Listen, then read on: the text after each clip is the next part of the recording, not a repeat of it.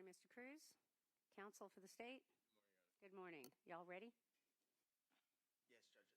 Just before we bring the jury out, Okay. I think this will speed up our process this morning. All right. Just a couple of things. Our first witness this morning is going to be the medical examiner.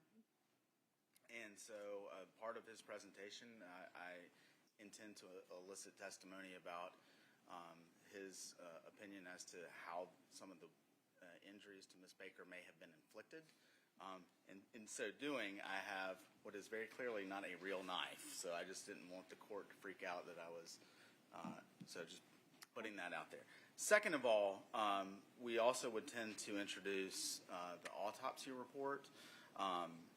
I have 2 copies of it. The reason I bring this up is that it does list 2 names as suspects on that report, neither of which are either Mr. Melton or Mr. Faust.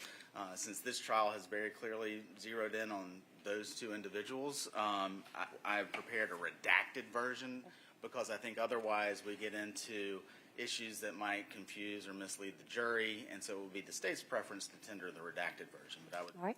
Mr. Cruz, any comment on the state's proposal? In regards to the fake knife, no. I think the most appropriate thing is wait till they attempt to introduce. If I have any objections, I'll make the objection at that time, Your Honor. All right. Thank you. All right. I'll allow you to introduce the redacted portion since there's been no objection. All right. Anything else from the state before we bring the jury in? No, I reserved my objection. I didn't say I didn't have any objection. Once they attempt to introduce, if I have an objection, I'll make the objection at that time. You're certainly entitled to do that, but for now, in terms of allowing the redacted version in, you haven't made an objection, so I'm going to allow it in. If you want to object when it comes in, you certainly have the right to do that. All right. Thank you. Anything from the defense before we bring the jury in?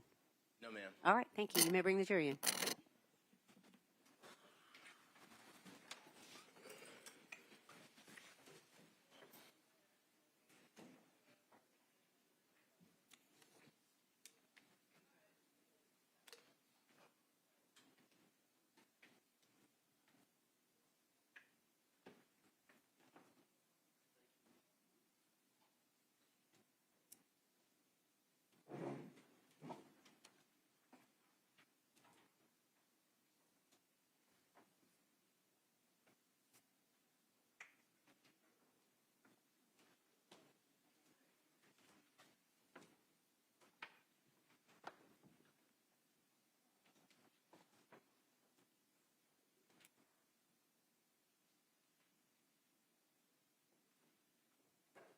All right, thank you, everyone. You may be seated. All right, ladies and gentlemen, good morning. Thank you for being here on time. As instructed, we're ready to begin again with regard to the State of Georgia versus Edrick Faust, SU 24 CR 0547. Is the state ready to proceed? Your Honor. Is the defense ready to proceed? Yes, ma'am. All right, thank you. Mr. Bolden, you may call your next witness. Dr. Andrew Falzon. Could you get Andrew Falzon, please?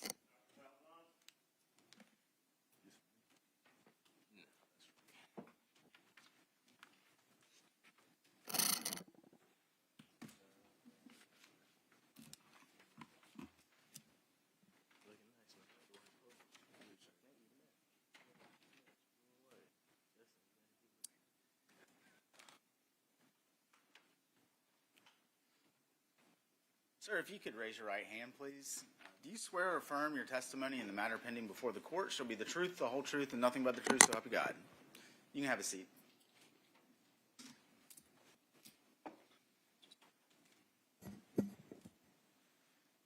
Sir, if you could state and spell your name for the record, please. Sure. My name is Andrew. Last name is Falzon. F-A-L-Z-O-N.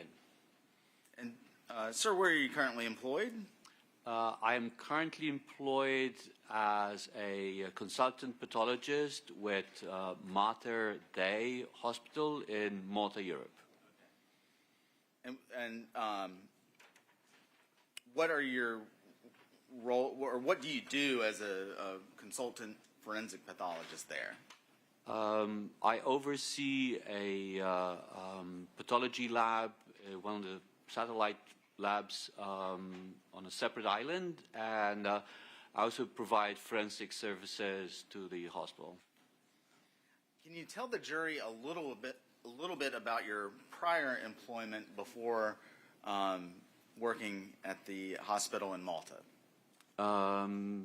So I started as a associate medical examiner with the state of Georgia, with the GBI in Decatur, Georgia. That was from 1999 to 2001. After that, I was the assistant medical examiner for Middlesex County, New Jersey. And then when my chief retired, I became the chief medical examiner for the county. And I then took over the chief state medical examiner position for the state of New Jersey. Throughout your career, has it been part of your job to conduct autopsies Sure. when requested by law enforcement or otherwise? Yes.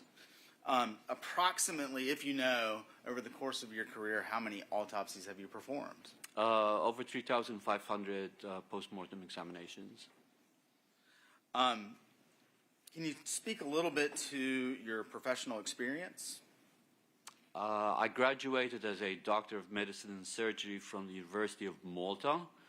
I did a rotating internship there. I then started a master's degree program at the University of Mississippi Medical Center, and I graduated with a master's degree in anatomy in '92.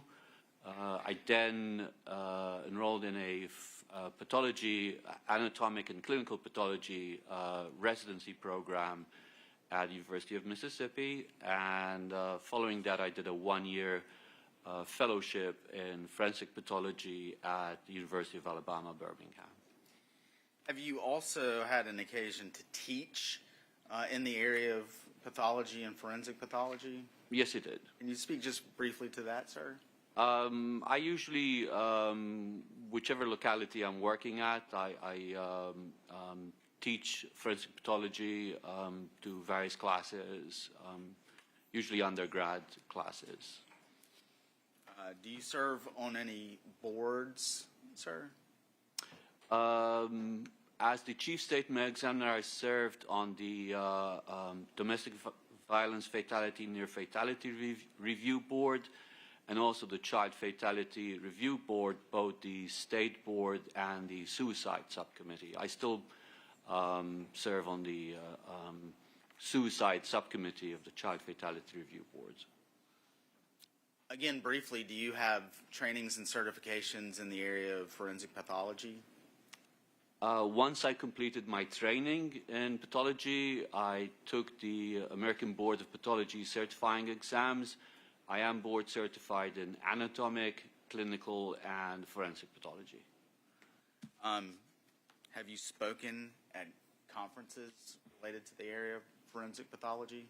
I've presented at mainly at the National Association of Medical Examiners meeting, you know, on any research that myself or the office was conducting. And have you previously testified in court before as an expert in the area of forensic pathology? Yes, I have. Do you know how many times?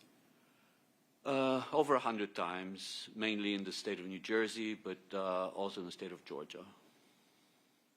Your Honor, at this time, the state would tender Dr. Falzon as an expert in the area of forensic pathology. All right, any objection by the defense, or would you like to voir dire the witness?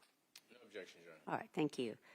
This witness is declared an expert in the area of forensic pathology. You may continue. Thank you, Your Honor.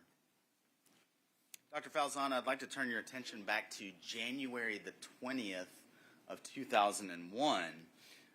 Just to be clear, where were you working at that time, sir? At that time, I was working with the Georgia Bureau of Investigation in Decatur, Georgia.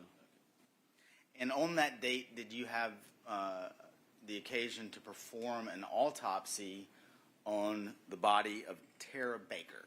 Yes, I did.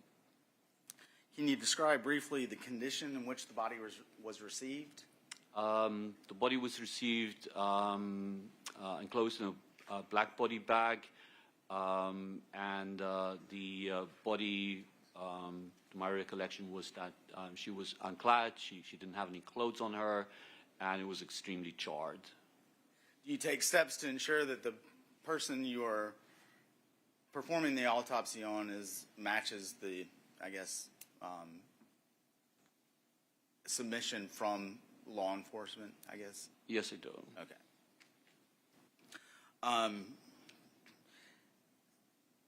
At the time, do you recall, or would you have noted receiving any historical or case information related to the request for the autopsy?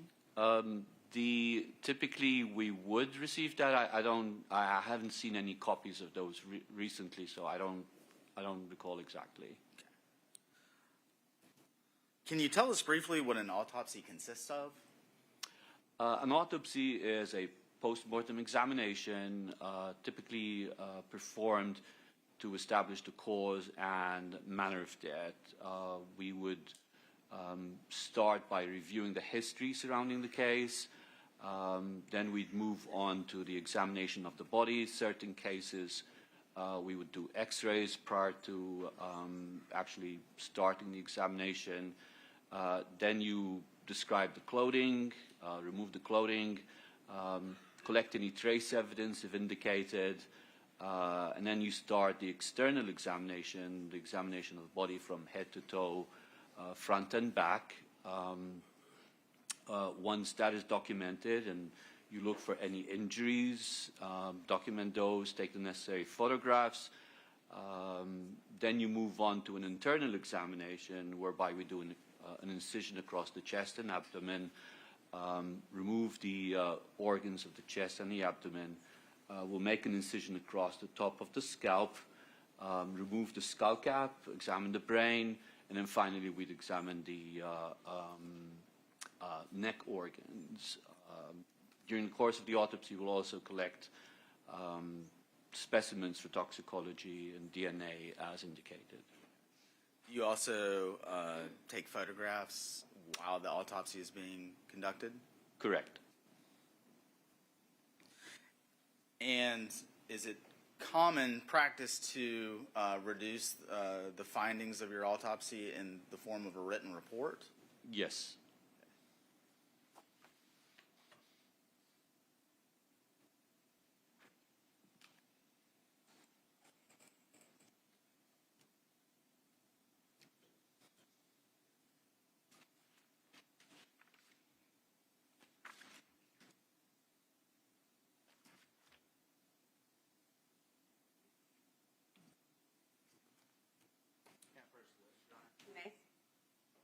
Dr. Faust, I'm going to hand you what's been marked as State's Exhibit 1.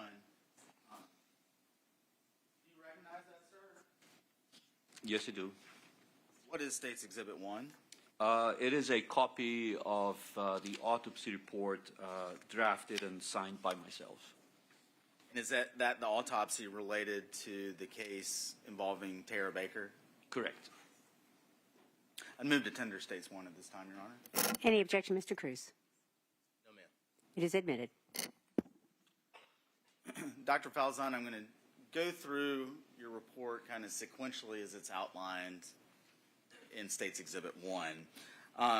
Let's talk a little bit about the receipt of the body. I think I kind of just touched on this earlier, but if you could speak to what your report reflects as to how the body was received. Correct. The body bag was, there were tags affixed to the body bag zipper that had the case information relevant to this case. Can you speak generally to, you mentioned an external examination. We're going to try and take it in order. What was the first thing that you did with Ms. Baker as it relates to that external examination? Photographs would have been taken, and then overall assessment of the body, the charring, the degree of rigor mortis, and the stiffening of the muscles that happened post-mortem, any lividity, the settling of blood in the dependent areas, general observations. Let's talk a little bit about the injuries that you noted to Ms. Baker's body, starting with those on the head and neck, sir. Can you describe those in general? The injuries on the head and neck were mainly in the form of blunt force injuries. When we describe injuries, there's three main categories: blunt force injuries that are caused by a blunt instrument, whether that be a fist, a piece of wood, a hammer. Those are all blunt force injuries. There's sharp force injuries that are caused by objects with a cutting edge. Could be a knife, could be a shard of glass. And then there's gunshot wounds. In the case of Ms. Baker, she had multiple blunt force injuries, mainly in the form of bruises around the eyes, the right and left sides of the head, and on the neck. She also had, on the neck, she also had a stab wound on the right lower front of the neck, and she had a ligature mark that surrounded the neck. Okay. Specifically as it relates to the stab wound, can you describe in a little bit more detail what you observed? The stab wound, like I said, was on the right lower front. When I describe a stab wound, typically I will, imagine the face of a clock overlying the wound, and in this case, the wound was oriented between the 10 o'clock and the 4 o'clock on the lower front of the neck. Okay. You also mentioned a ligature mark encircling Ms. Baker's neck. Can you speak a little bit more to that, please? Yes. The ligature mark completely encircled the neck. It had one mark on the back of the neck and two marks on the front, which indicated that the ligature had been wrapped around the neck, crossed over in the front, and the ligature held on the sides. Did you note any other injuries to Ms. Baker's neck? She had some blunt force injuries to the neck. Not sure if there was something specific here, if I may look at the report.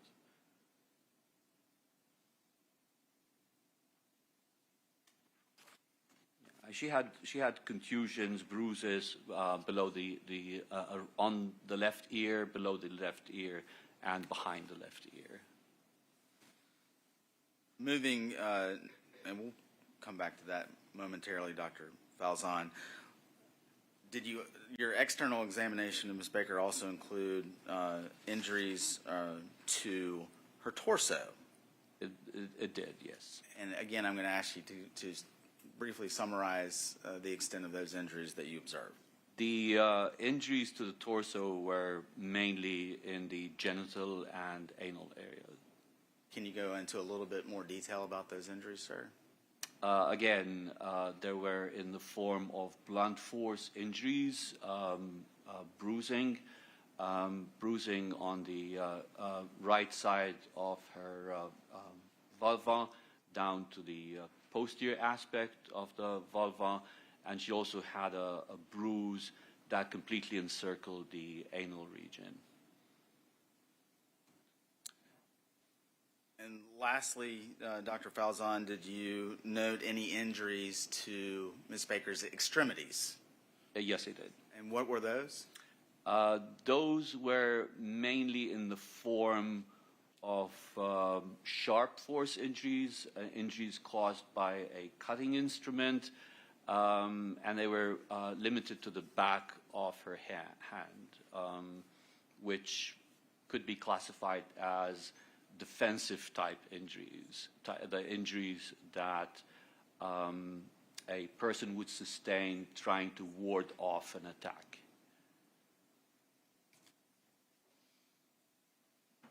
Did part of your internal examination of Ms. Baker include examination of the organs of the neck?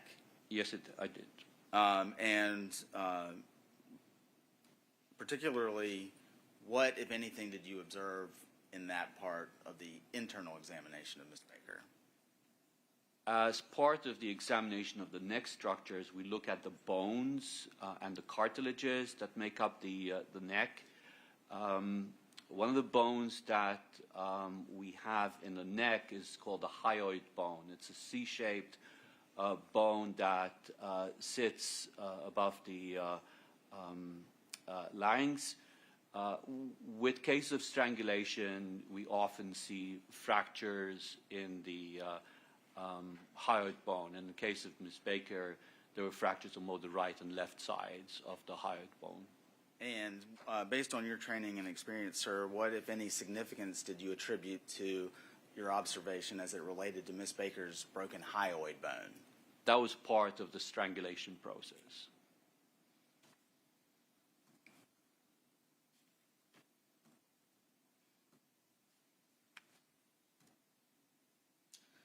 Dr. Falzon, you mentioned that as part of the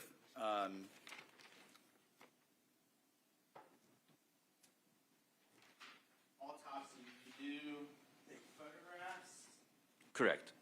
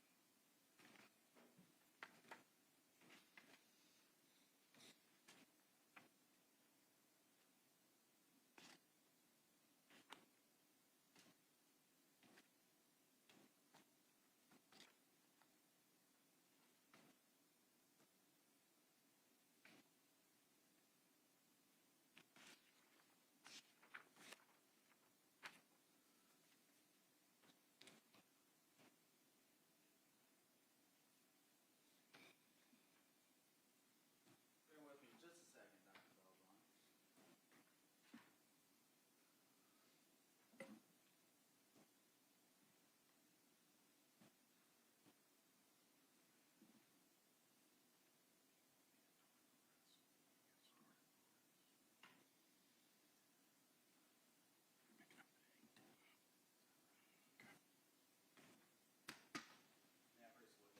You may. Dr. Falzon, I'm going to show you what's been labeled States Exhibits 2 through 7. We're going to finish labeling them, the rest of the photos here in just a moment. But if you could take a look at, again, States 2 through 7.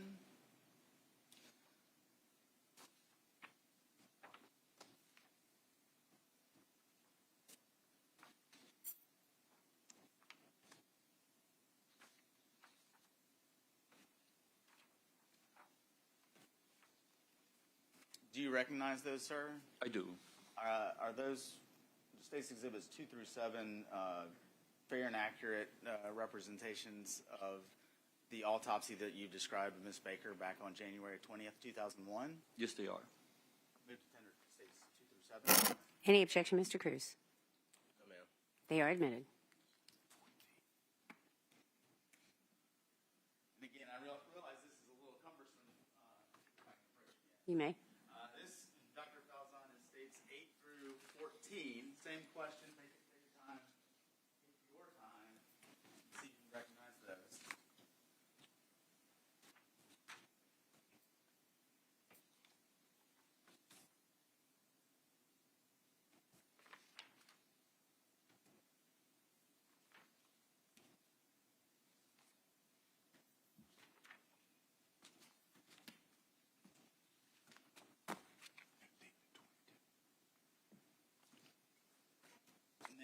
One last group.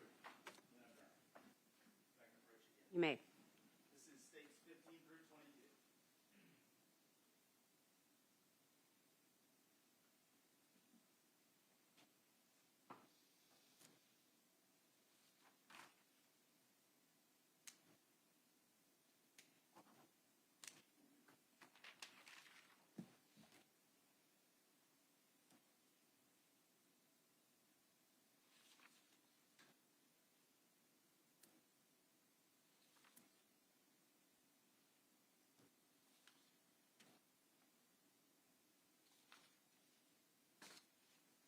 Last time. States, I believe, 8 through 22, are those also all true and accurate depictions of your observations of Ms. Baker's body as you observed her at the autopsy on January 20th, 2001? They are. Move to tender states 8 through, well, let me just start back, 22 through 22. All right. Well, 2 through 7 have been admitted, so we're now on 8 through 22. 8 through 22. All right. Mr. Cruz, any objection? No, ma'am. They are admitted. And how are you planning on doing that? Just handing them to them? Okay, so that's what I'm asking. So we've had a prior ruling, thank you. So just for any red and black persons who may be here under Rule 22 with a photo opportunity that the court granted, the Rule 22 has been amended to prohibit the media from taking any photographs or videos, of course, of these particular photos that the state is going to introduce to the jury. So if you can turn, thank you for doing that. I saw you turn your camera off. If anyone is here from the red and black pursuant to Rule 22, if you would please not photograph. Go ahead, Mr. Bolden. Your Honor, and I think the court may have to That's right. switch.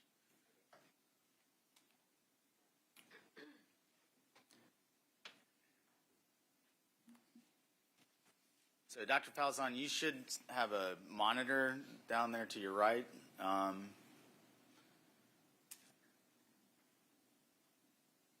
Okay.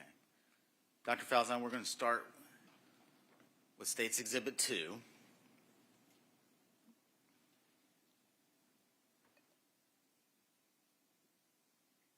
What is State's Exhibit 2, sir?